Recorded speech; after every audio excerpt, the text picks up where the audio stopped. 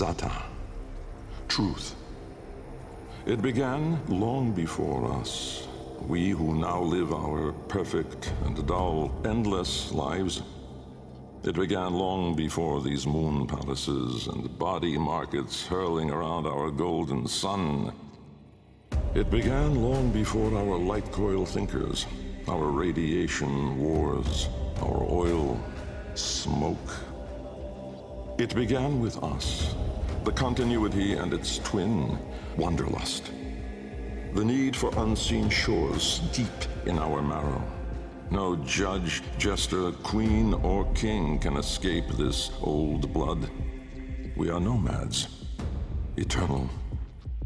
And when no ocean, mountain, or sky could contain us, our gaze hungered starward. Afar, they mocked us with their brittle light, winking and jeering like dangling iotons, forever out of reach, illuminating the truth. Immortal as we are, we die with the sun. That's where I come in.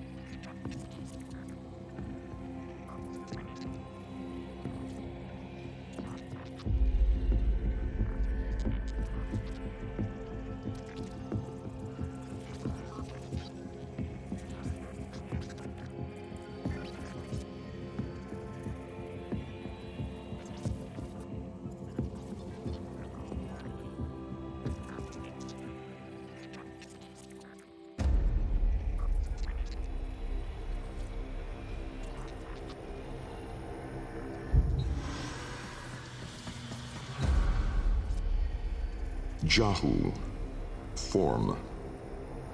My departure was a day less than any other. When I stepped inside the bell, I saw no crowd through its serra-glass, no skeptical onlookers, no regal send-off.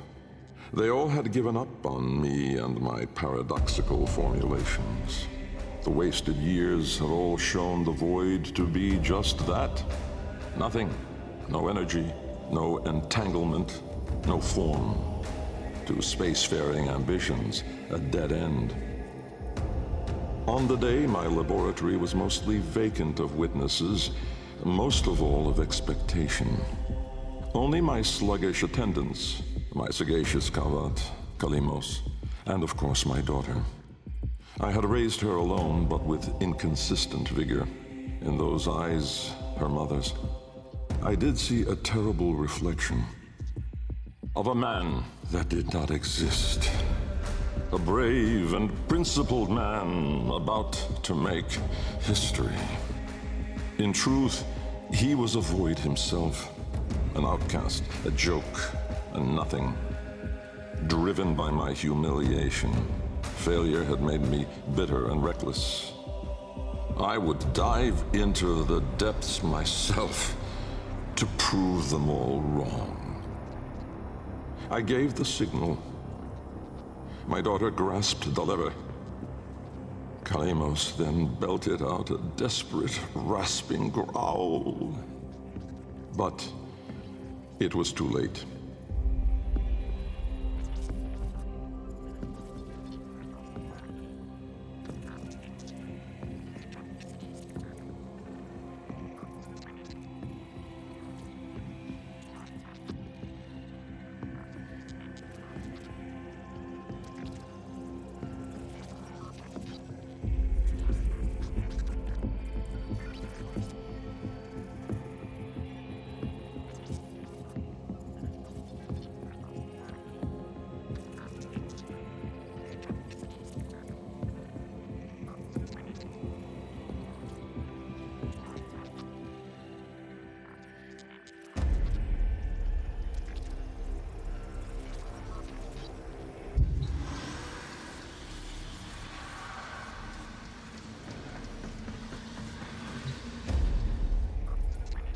Vom.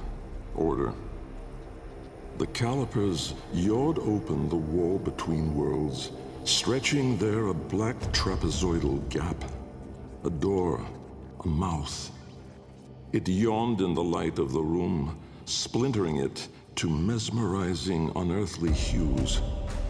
And I, inside the bell, dropping obliquely toward it from my gallows. Mass and time rippled as a sudden vortex jawed before me. My head was vapor, my feet lodestone. The bell around me flexed like a rat paralyzed in a winding, gulping snake.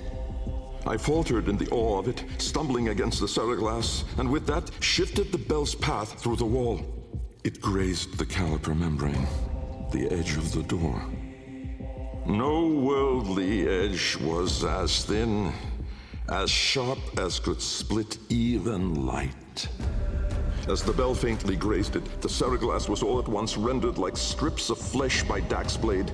My enclosure was beheaded in an instant, but still, I fell, sideways, into the void.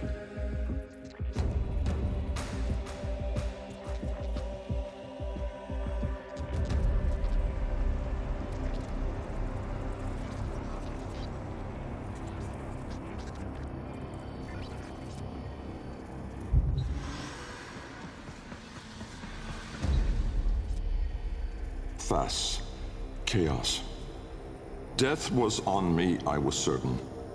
I was face down, eyes clenched, my heart pulsing the last of its seconds, and my lungs burning the last of its air.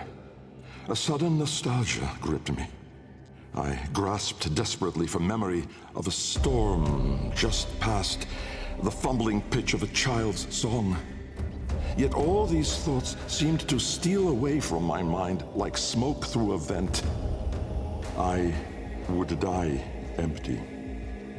I then became aware of another sensation, physical, a web of pain, needles itching into my arm. At once I realized I was alive. Laying in the bell's shattered ceraglass, I groped the ground, warm stone, the floor of my laboratory. So, I had never left. And so, I had failed. Again. I heard a crunch alongside me. Someone stepping through the shattered glass. With great shame, I gasped and rose my head to face my daughter above me. But as I opened my eyes, it wasn't her. It was me.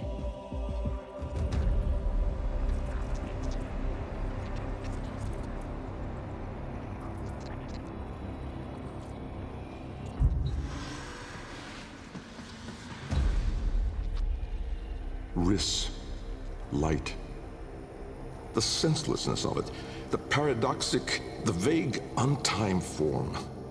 I was alone, but not, for I stood there confronted by myself, a twin but no brother, a reflection but with dimension. Behind him, no horizon but a vast broiling sea of caustic light pierced at random by black pin stars, and closer, around me, a gale of flowing vapor, profane in color, billowing relentlessly into the nascent lack, seeking all directions. I was standing on a precipice of familiar stone, jagged and unanchored as though cleaved directly from the very floor of my laboratory. I wondered at the vapor's path, smoking outward more, leaving behind now the walls, the filigree gold, the rare cuts of marble from my home. I knew at once the vapor's source. I turned away, back toward the wall, the trapezoid I had yawed into it. Vapor erupted inward at the gap, but not just from there. For as I rolled my eyes back, I saw the same. A great steam of scintillation smoking out from my skull. Dumb in awe, I faced toward my chimerical twin. He spoke.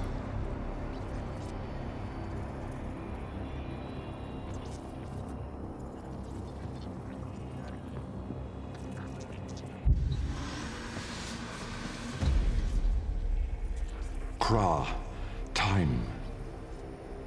A An old name, unspoken in the centuries since my mother reared me. A soft hiss, soothing as a viper's gaze. Little Bengal. The other me reached out, offering his hand, gliding toward me without moving, as though the distance between us was now collapsing. A confusion, most euphoric, filled my mind. With the shred of wit that remained, I decided that I should run for my life. At once, crazed and frantic, I fled. But I made no forward progress. Instead, the world compressed ever more around me, as though I were an anchor pulling the shore to reach. When I arrived at the door, or rather, the door arrived at me, I howled, hurling myself inside, out. And then and there I was, lost and unlost, howling on the floor in harmony with my wretched Kalimos, lacerated in flesh and heart, scattered as the bell glass, spilling blood and stomach on the cold stone floor. But I sensed the other there, at the wall's breach behind me, reaching still. I screamed, but my voice was gone. Forever. I looked, but my eyes would never see again. I swept my fist across the floor, snatching broken shards, and in gripping tightly, I filled my hands with ink. Close it, I wrote.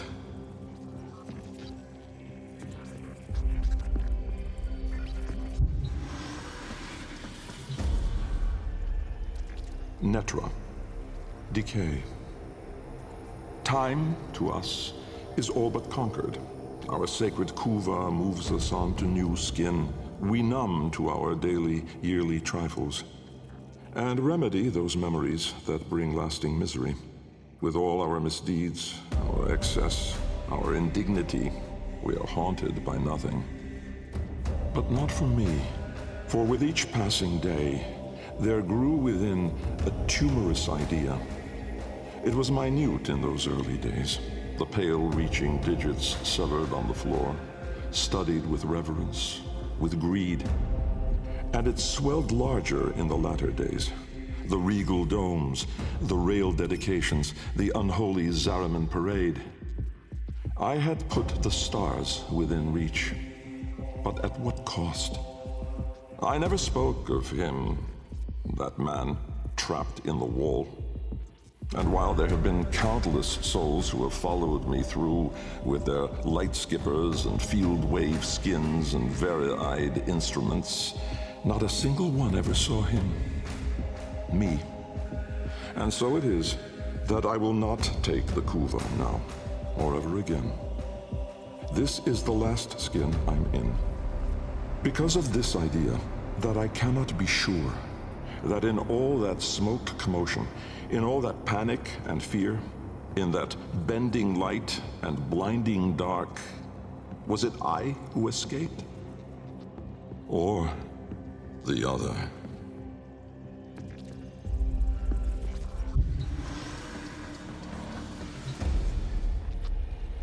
Lok, void. From brooding gulfs are we beheld by that which bears no name. Its heralds are the stars it fells, the sky and earth aflame. Corporeal laws are unwrit as suns and love retreat. To cosmic madness, laws submit, though stalwart minds entreat. In luminous space, blackened stars they gaze, accuse, deny. Roiling, moaning, this realm of ours, in madness lost, shall die. Carrion hordes trill their profane accord with eldritch plans. To cosmic forms from tangent planes, we end as we began.